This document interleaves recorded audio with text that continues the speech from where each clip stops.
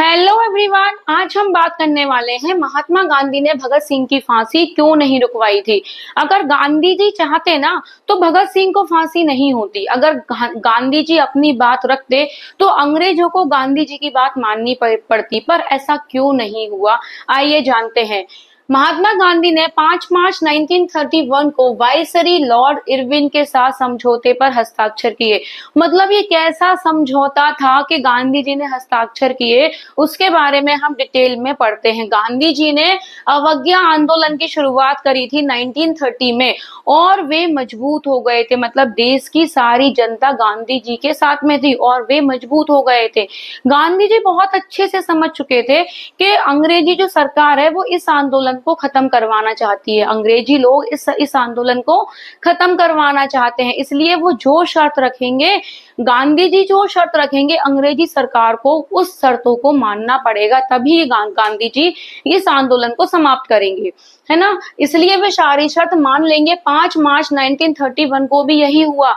जब गांधी जी जा रहे थे इरविन से मिलने के लिए, तब देश की जनता ने उनसे यही बोला था कि गांधी जी आप जाइए और भगत सिंह को आजाद करने का भी, भगत सिंह को फांसी ना मिले इसका भी प्रस्ताव रखिएगा।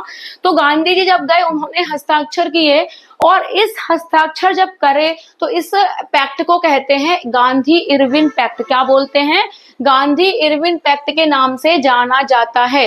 इरविन ने नमक कानून और आंदोलन में जितने लोगों को अरेस्ट किया था उनको रिहा कर दिया और गांधी जी ने में भी आंदोलन को वापस लेने की बात कही। गांधी जी ने भी कहा कि मेरे जितने भी लोग को अरेस्ट किया है उनको रिहा कर दो, मैं इस आंदोलन को वापस ले लूंगा, और तैयार हो गए।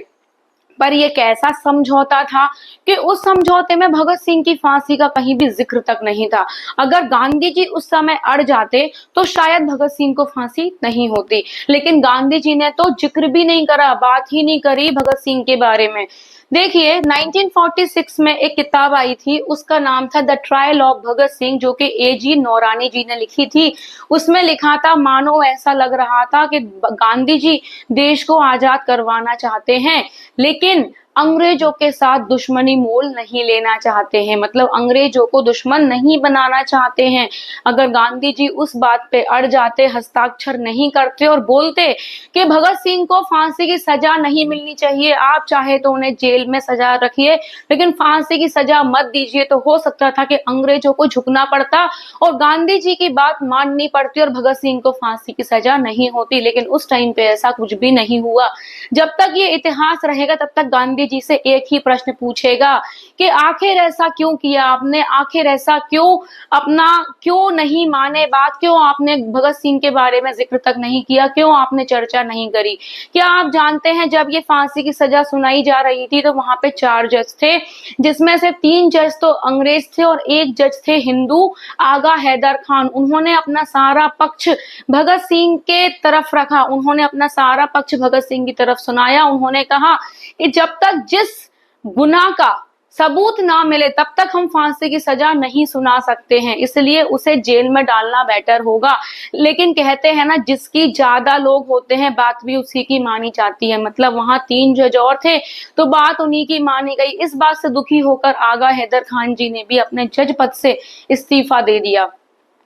और जब जज नहीं बचा पाए तो सोचिए, महात्मा गांधी तो एक वकील थे, उनके पास में केवल एक यही मौका था कि जब वो हस्ताक्षर करने जा रहे थे तो यही उनको पॉइंट रखना था कि भगत सिंह को फांसी की सजा नहीं सुनाई जाए। भगत सिंह को फांसी की सजा क्यों हुई थी, क्या आप जानते हैं?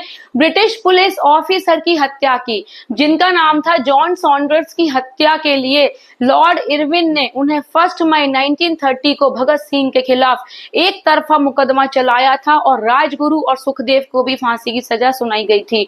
और सोचिए, सुबह सुबह भगत सिंह चाहते थे कि वो देश को आजाद होते हुए देखें, वो देश को देखें कि देश आजाद हो चुका है। लेकिन वक्त भी देखिए कैसा था कि आजादी से 16 वर्ष पहले, 16 वर्ष 4 महीने और 23 दिन पहले उन्होंने हंसते हंसते फांसी को अपने गले लगा लिया। और उन्होंने जब वो फांसी की सजा उनको दी जा रही थी तब वो सुबह नहा धो के इंकलाब का नारा लगाते हुए आए और इंकलाब जिंदाबाद चिल्लाते रहे और हंसते हंसते फांसी पे झूल गए। तो अगर बस यही था कि अगर गांधी जी उस टाइम पे चाहते तो भगत सिंह को, सुखदेव को और राजगुरु को फांसी की सजा नहीं होती और हो सकता था कि वो जेल में अपना टाइम पीरियड काट के बाहर आ जाते, पर ऐसा नहीं हुआ। जब तक ये इतिहास रहेगा तब तक गांधी जी से एक सवाल पूछा जाएगा कि आखिर आपने ऐसा क्यों किया, आपने उस टाइम पे क्यों नहीं बोला कि भगत सिंह को फांसी की